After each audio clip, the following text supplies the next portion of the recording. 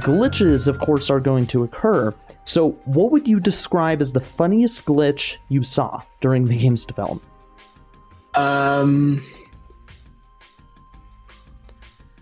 Gosh, there's a few that spring to mind. I don't know about funniest, but I'll give you one of the most stressful ones, and one of the ones that made me happy because I knew it was coming. And then, so the infinite layer glitch, obviously, really early on,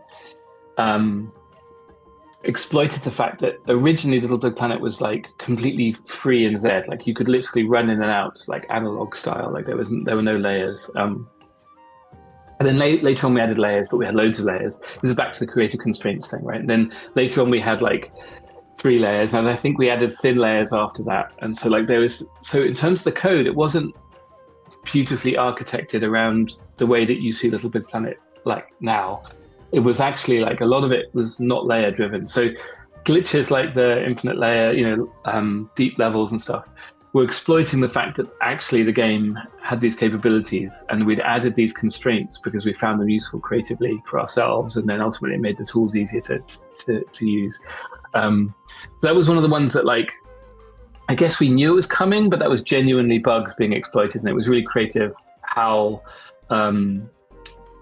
good they were. So then the glitch that most stressed me out, but which had a lovely solution by the community, so kind of like a happy ending thanks to community members, was, I don't know if this glitch has a name, your Sack Boy could get electrified, and I think it's on 1 frame after you spawn.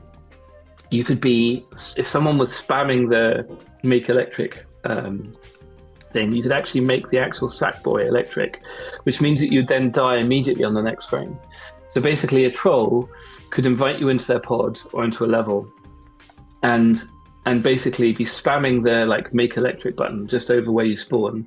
And then if they catch that frame where you spawn, you, because for anyone interested in the technical things, I believe that for 1 frame, Sack Boy wasn't actually marked as a Sack Boy. So I think on the first frame that you spawn, you're just some other kind of object type.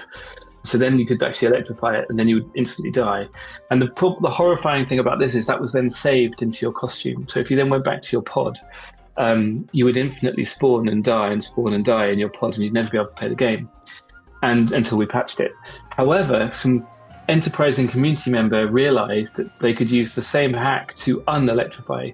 So they would invite people who were affected by this into their pod, and they would unelectrify you on the first frame and then free you.